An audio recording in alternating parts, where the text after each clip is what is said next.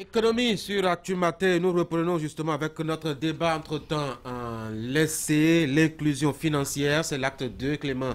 Bonjour. Bonjour Pour en bonjour à parler toutes ce et à matin, vous tous. aviez appelé Adam Dende Afo, conseiller au niveau du ministère de l'économie et des finances, à l'inclusion financière. Monsieur Afo Dende, bonjour.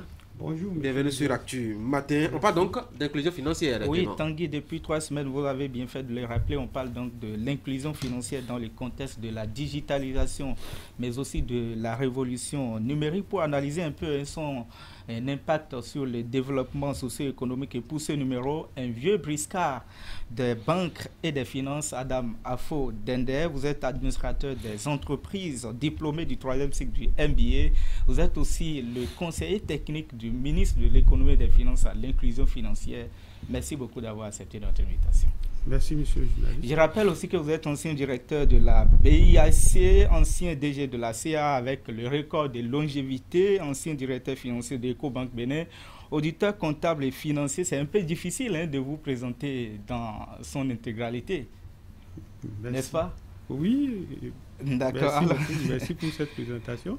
le sujet est d'actualité avec la deuxième édition de la semaine de l'inclusion financière. Vous aviez été même convié comme, disons, expert au cours de ces journées.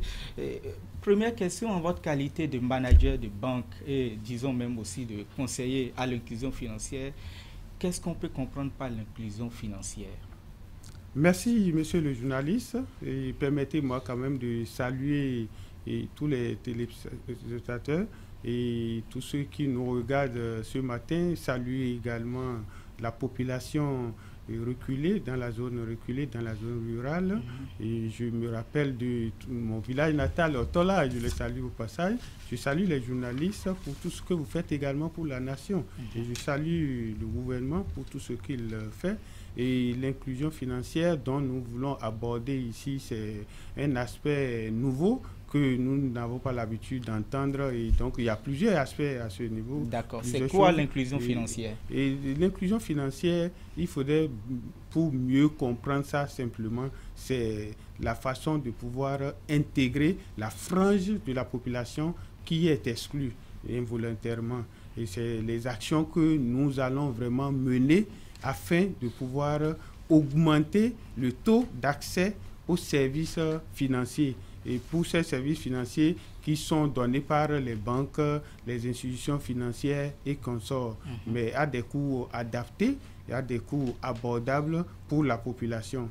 Et vous savez, c'est surtout la population qui est exclue, comme je l'ai dit tout à l'heure, et les femmes, la population en zone rurale, les jeunes et autres.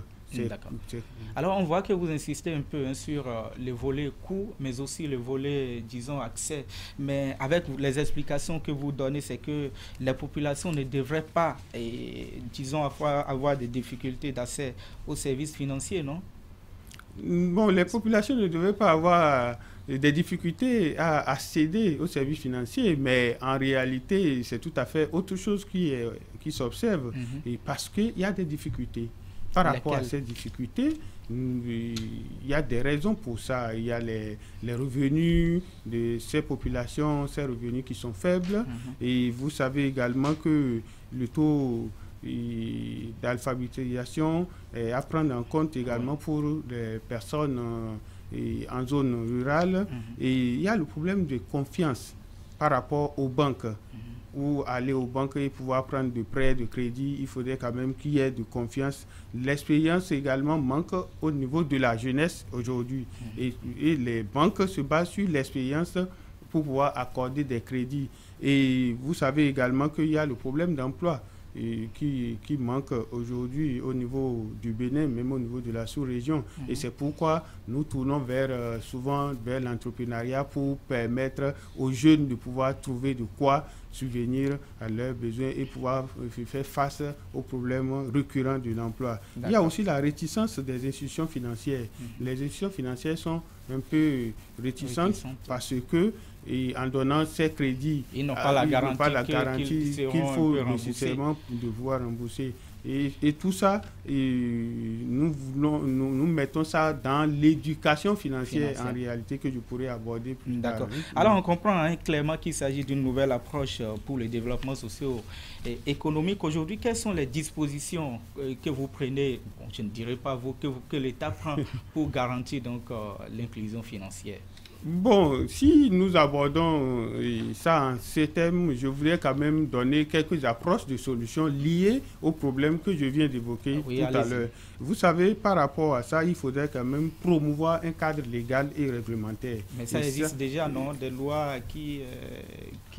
Oui, ça s'actualise au fur et à mesure. Et si vous remarquez par rapport à ça, je vais donner quelques taux tout à l'heure, vous allez comprendre que depuis 2007 à ce jour, il y a une évolution croissante de ce taux d'accès. Et il y a également l'assainissement du secteur de la microfinance que nous avons. Et il faut aussi veiller à une synergie des acteurs qui interviennent dans le secteur. Par rapport aux acteurs que je viens de citer tout à l'heure, la BCEAO, c'est le lieu de remercier la BCEAO, de les féliciter par rapport aux différentes éditions qu'ils essaient d'organiser.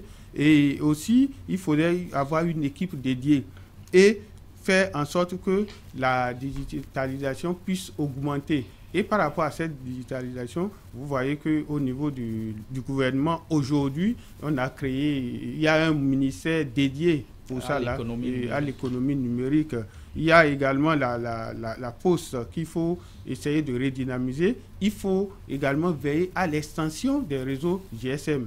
Et pour pouvoir faire tout ça, là, l'État quand même met en place aussi des infrastructures. Par rapport aux infrastructures, vous avez les fibres optiques qu'il faudra essayer d'augmenter et les investissements vont dans ce sens-là. Il faut aussi axer sur la communication. Et votre rôle en tant que journaliste est vraiment appelé à ce niveau, la presse et les radios et consorts. Il faut veiller à ce que ça là puisse prendre afin que la population qui est reculée soit au courant de ce qui se passe au niveau du show.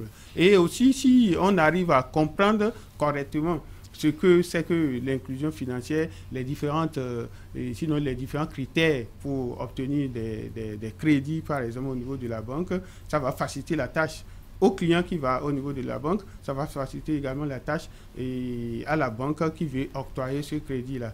Et vous voyez que ce serait une très bonne chose de pouvoir faire en sorte que les problèmes que nous avons cités tantôt puissent trouver une solution. Et ça, c'est l'éducation financière, comme je l'ai dit, je reviens sur ça tout à l'heure. D'accord. Oh, oui, justement, on a l'impression que ça dit, quand on dit l'inclusion financière, elle ne peut pas marcher sans l'éducation financière. On a l'impression que l'éducation financière est fondamentale dans tout le processus, c'est bien ça?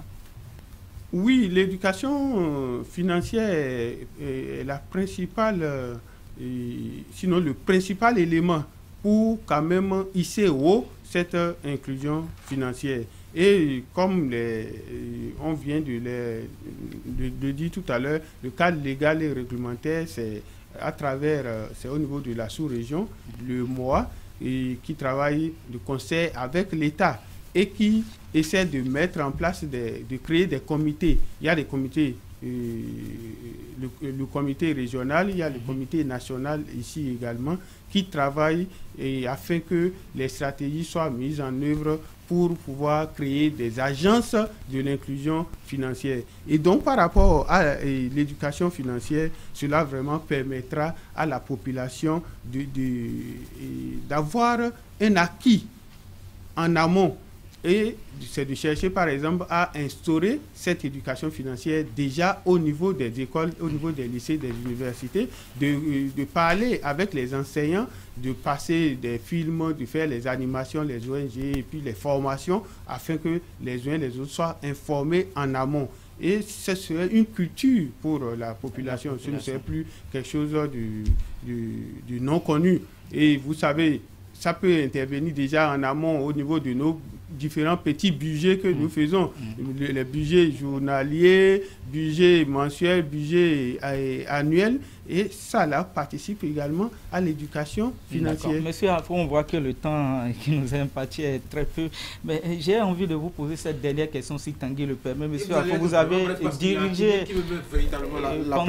pendant 9 ans environ la CA, qui est une institution de gestion par excellence de la dette publique. Le chef de l'État à Dakar a été clair avec sa position tranchée sur la soutenabilité de la dette. Quelle est votre réaction par rapport au discours du chef de l'État sur la dette publique? De façon brève. Oui, ben merci. Et effectivement, le chef de l'État et son Excellence Patrice Talon était intervenu à Dakar, a abordé le sujet de la dette publique et a parlé de la soutenabilité de la dette publique. Il a axé son développement sur 2 cas précis, 2 questions, à savoir l'échelle de risque. Si nous nous basons sur l'échelle de risque, finalement, nos pays ne pourront pas avoir accès aux prêts au niveau du marché international, alors que c'est un excès sur le marché international. Et il a abordé également le taux les critères de convergence, où nous disons que le déficit doit être inférieur à 3%. 3% ou à 70% du total. 70%, c'est le total. Non, les 70%, c'est le total de la dette au niveau national qui devait être inférieur à 70%. Qu'est-ce qu'on retient fondamentalement? Et ce qu'on retient fondamentalement de tout ça là, c'est que le chef de l'État veut que les responsables puissent aller vers les institutions multilatérales pour pouvoir renégocier ces différents critères afin que nos pays puissent avoir accès facile au crédit. Et c'est là où il faut louer vraiment les différentes réformes mises en place par le chef de l'État et féliciter également, apprécier ce que fait le ministre de l'économie et des finances pour le côté financier et les réformes que Dieu nous aide à pouvoir les faire aboutir. Et donc, il faut soutenir le chef de l'État dans ce mot clé qui a été prononcé. C'est difficile quand même pour les responsables de pouvoir prononcer ces mots-là. Par le passé, dans différents pays, vous n'allez pas entendre ça. Et donc, comme il a pris la décision de faire ça, il faudrait que nous autres, nous puissions le soutenir au niveau national ici et au niveau de la sous-région, afin que cela puisse aboutir et qu'on puisse alléger les conditions de prêt pour nos pays, afin que nos populations les plus reculées puissent avoir accès à l'eau, à l'électricité et un peu de tout. Merci beaucoup, monsieur Adam Afo-Dende. Je rappelle que vous êtes le conseiller technique du ministre de l'économie et des finances à l'inclusion financière. Merci pour toutes ces explications. Tanguy. Merci à vous, cher monsieur amoureux des chiffres et de l'économie. Bonne journée à vous. Mesdames et messieurs, voici les